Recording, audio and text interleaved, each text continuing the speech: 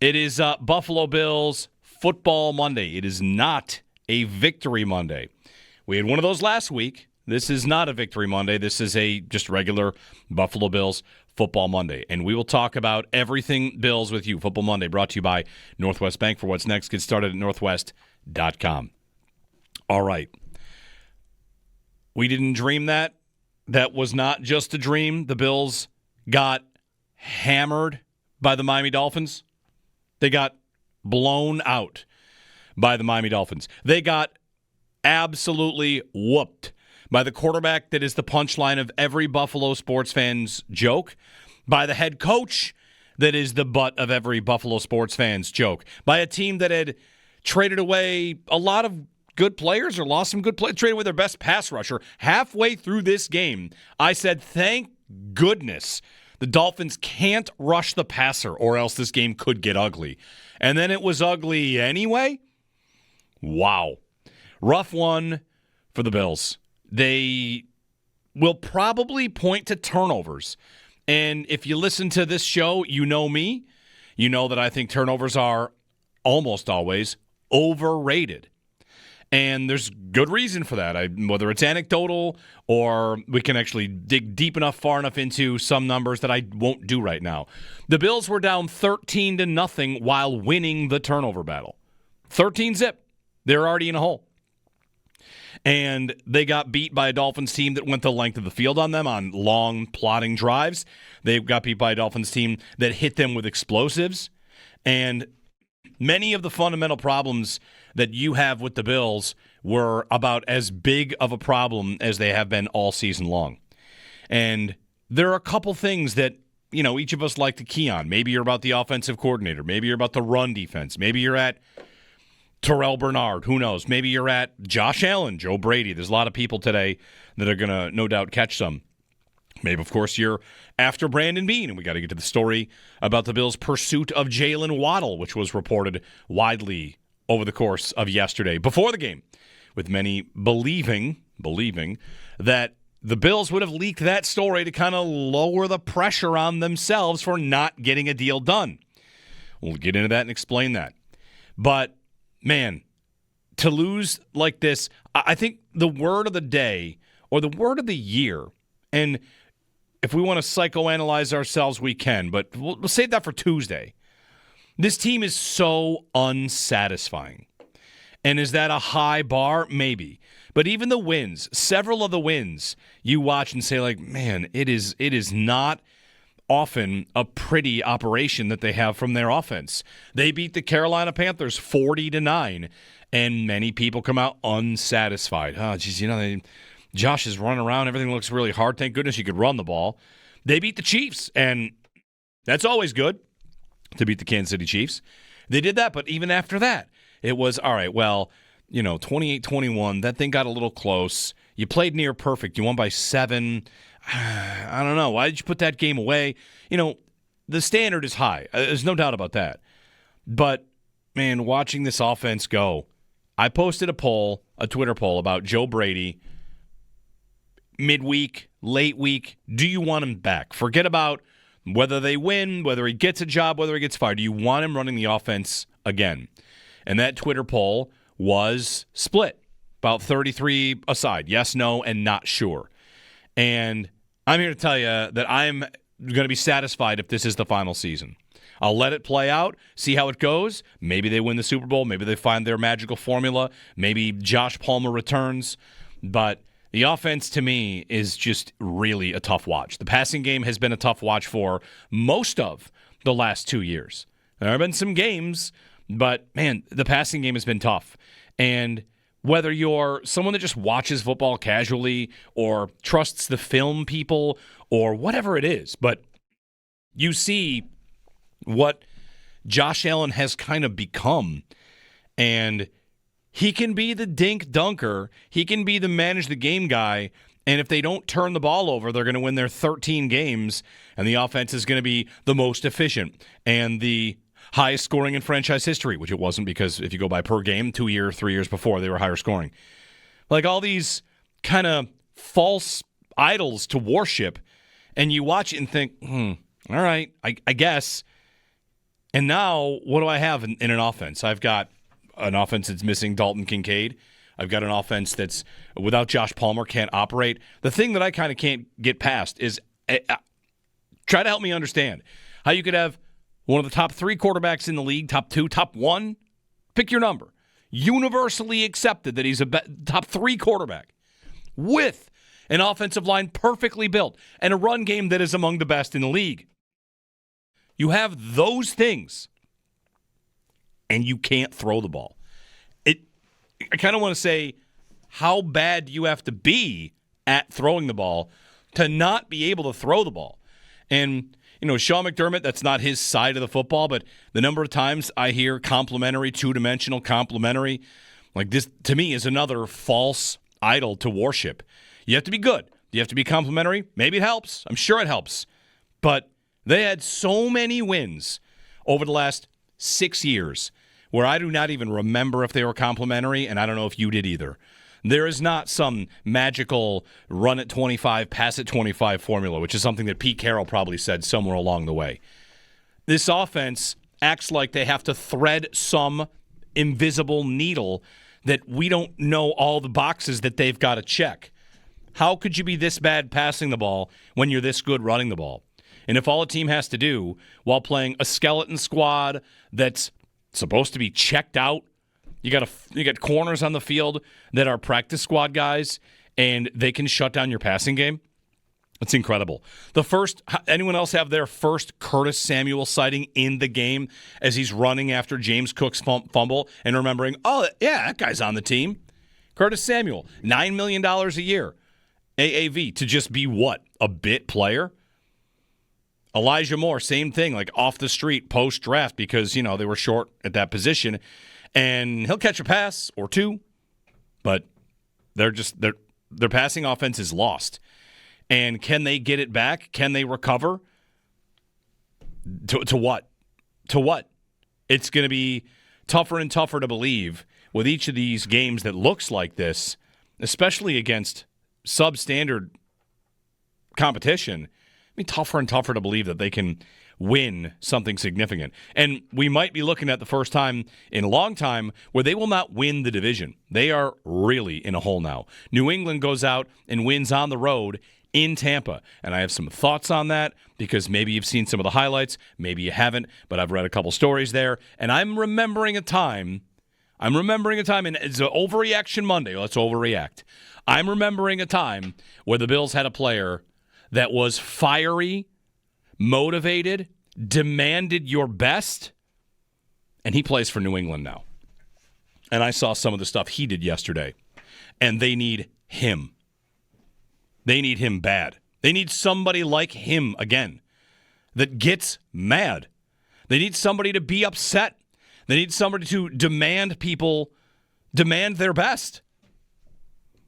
So I'll get you that. Frustrating loss. I know a lot of you out there are frustrated as well. You can join us on the YouTube stream. You can join us online, on the app, on the radio, wherever you are. Just give us a call, 803-0550. Jerry and Joe, back to it. By the way, Joe's off today. Joe's on a flight on his way back from Miami. We'll have to get his review of the entire Miami experience tomorrow, when he's in tomorrow. And he got to see a terrible game, like one of the worst games that the Bills have had since the Houston game. I think it's the Houston game all over again. And one last thing before we get some calls and get your reaction. We're all just gonna bounce it off each other here. I'm so nervous for the Bills' lesson and takeaway in that game to be the takeaways.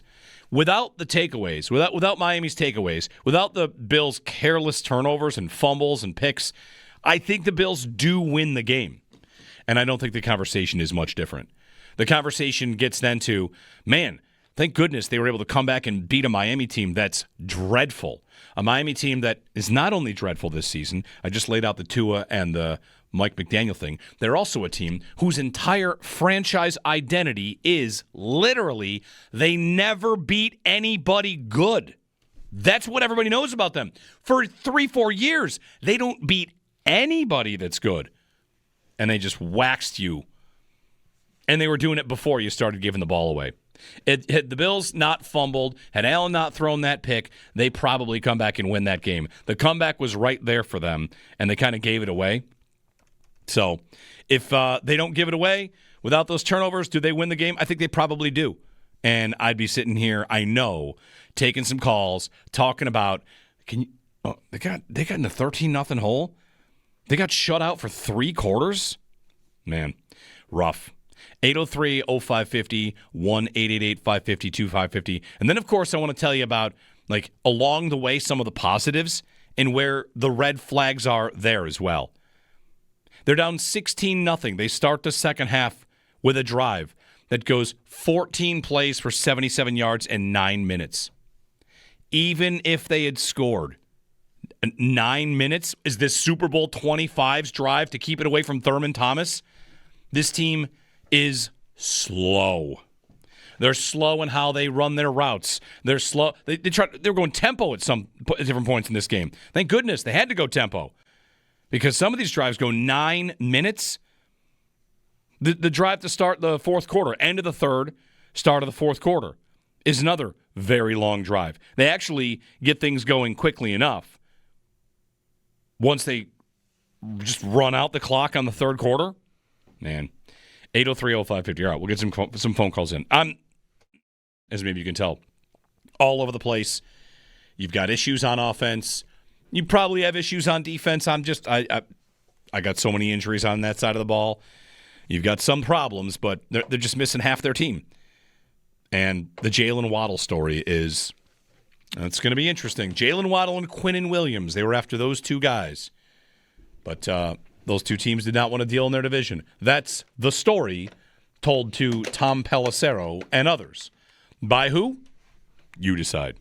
Mike in Connecticut will lead us off. Hey, Mike, good morning. Happy Buffalo Bills Football Monday. Hey, Mike.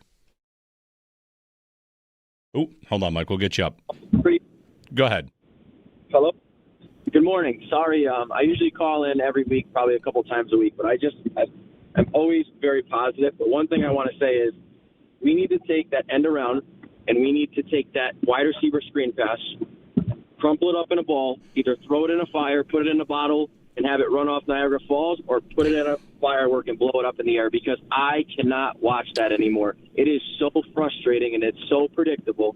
I don't understand where they think a positive outcome comes on that play. And if it's not to Shakir, the spot pass, it has been so many times this year. We did it to Dawson Knox against the Ravens. We did it to Amari Cooper in the AFC Championship game. It doesn't work. It's not sustainable. If we want to do that on second and short or something, sure.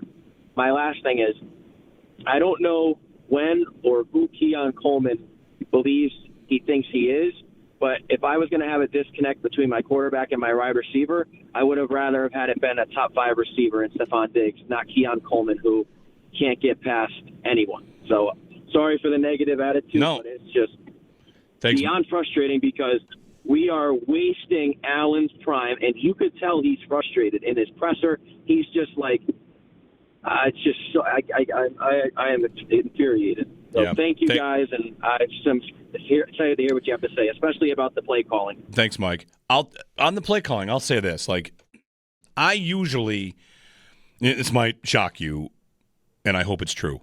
I've been sitting in this chair for a long time. I am not often one to get to offensive play calling. People will often say play calling is predictable, and maybe that's something that they notice that I don't. But over the years, sitting in this exact same chair for as long as I have, I don't know how many times I've called an offense predictable. I feel like I want to say I can count the number of times on one hand. Yesterday, early in that first half, watching the game, I said on a 3rd and 10, my wife and I are watching 3rd and 10. She's like not looking at the screen at the time. She's like, what's going on? I said, it's 3rd and 10, which means here comes your back shoulder throw to Keon Coleman. And sure enough, there it was. And of course it didn't hit. They hit Coleman down the field for the one touchdown, which, hey, every once in a while I stripe my driver 280 down the middle too. I should still probably not hit it as often as I do. And every once in a while you're going to hit one. Allen's comment after the game about Coleman, interesting, right? It was interesting. Whether the disconnect that exists between those two, I don't know what the disconnect is. Is it that Coleman doesn't know how to run around in the scramble drill? Is it that Coleman is frustrated by his lack of targets. How about one little nugget along the way? Andrew Catalon on the game, calling the game, said in their meetings this week, Joe Brady said Coleman's not doing anything wrong. He has to do more to get him involved in the game plan and, quote, force him the ball. Force him the ball. 2 years of it's bad to force it. And Joe Brady says to Andrew Catalon in their production meetings, we've got to force it to him. That was weird. Super weird. It makes me think that coaches will say anything in those production meetings. I have no idea.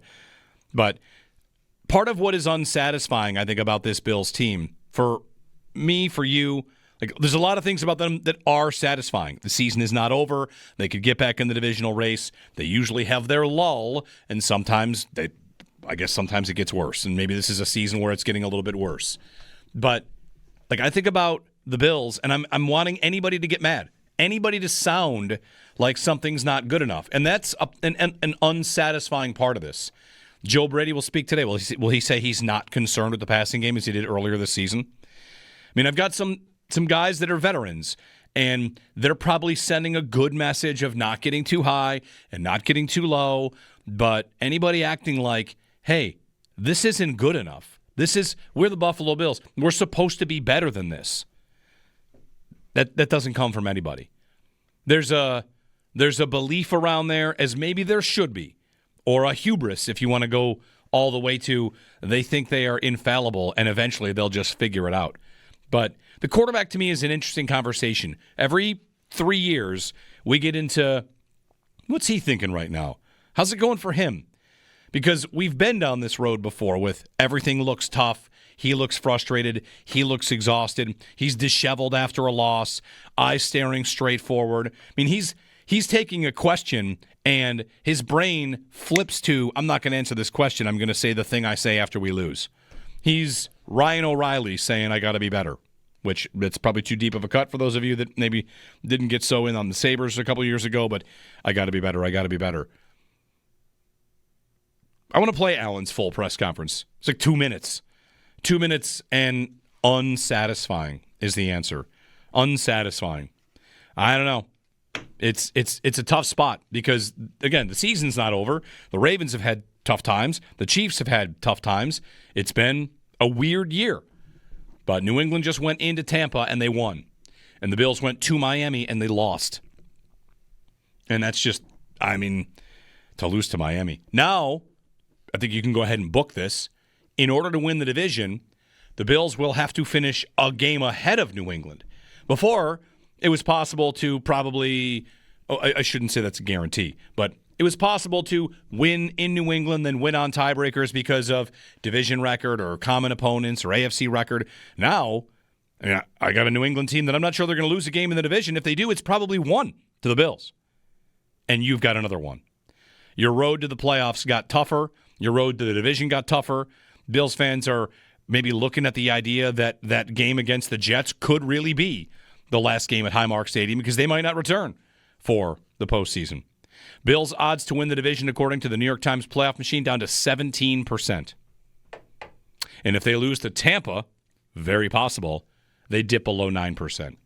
Mike in Wheatfield is up before the break. Hey, Mike, good morning. Morning. So it looked absolutely lazy. It looked like they drank their own Kool-Aid all week getting ready, and then the first drive for Miami when Cole Bishop picked that ball off, it looked like they were just like, oh, okay, we're going to walk through this team. And then they just didn't do anything. And then fourth quarter rolls around, they're like, okay, let's start trying. I can't, I don't want to say it's injuries because, I mean, they have this next man up mentality, and usually it works. And everybody's got injuries, and Miami's got a ton of injuries and also traded their best player. Yeah, I can't pinpoint it. And you're right, that press conference that he did was atrocious. It's not all on him, but he did not look good. And this is a weird sidebar, but is Gabe Davis still on injured? Is he still injured? And if not, why are they not putting him in there. He'll probably get in soon enough, Mike. Thanks. He's on the practice squad. He was on practice squad injured reserve, and then got elevated to the practice squad, and then had his knee flare up quickly after. So then he's injured. I mean, I think it's a matter of time before Davis actually gets into a game. That might happen this week against the Bucs. It might happen after that. Who knows if Josh Palmer's ready to come back? But like on the defense and the injuries, the Bills were put in a position they shouldn't. Well, they don't want to be in. I got Joey Bosa playing with one hand. I've got Fedarian Mathis is up and he's on the 53. I've got Daquan Jones taking reps at defensive end because Landon Jackson, who finally dresses for the third time this year, goes out 2 plays into the game. Epinesa is missing. You know, like in the run game, they count on their ends a lot. And where were their ends? All injured in some way. Like Rousseau's healthy and that's it. But it's a mess. 803-0550 and 1-888-550-2550. Of course, the wide receiver conversation is here to be had. You know we're going to always do that, right? What's to say about it? I got a lot of tweets like, oh, you're going to yell about receiver. What? Why? Who? About what? Who's surprised? Yell about the fact that they didn't go in for Jalen Waddle when it appears the price and the deal was there to be had, but the year that they gave up the first was the thing they got stuck on? All right.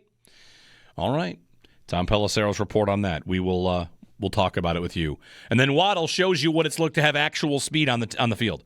Actual speed with route running and the ability to get open, to smoke a corner, like due respect to Max Hairston, who still looks like a pretty good player. He got smoked. And then Waddle catches it through contact while being interfered with. Nice player, that Waddle. Would have been good to have that guy. Or someone like him anywhere along the way in the last 3 years. But, all right. I'm going to dial it back. It's a frustrating loss. And where do they go from here? Beat the Bucs, and we all pull our hair out because they would have beaten Tampa and Kansas City and then lost to Miami. Who knows? Or they lose to the Bucs and lose to Houston. It could go a lot of ways. But there are no more reinforcements coming. There's no more help coming. And they've got to find answers here. And the offensive coordinator, I bet he's having a rough morning. I bet he's having a rough couple of weeks because I think everyone is looking at the coordinator. That can be the quarterback, the head coach. We should be able to pass the ball with Josh. The GM probably thinks his players he's drafted are good enough, and the guys he's signed are good enough. Curtis Samuel can't get that guy the ball. Why'd I sign him? What are you doing? Get him the ball. I feel like the offensive coordinator's under a lot of fire inside the building because everyone looks to him and says, what exactly is going on here? 803-0550. It is Buffalo Bills Football Monday, brought to you by Northwest Bank. For what's next, get started at northwest.com. What's frustrating for you? What happens from here? Let's talk about it. 803-0550. Just me, Jeremy. No Joe today. He's on a flight back from Miami. And, of course, Jerry and Joe rolls along here on WGR.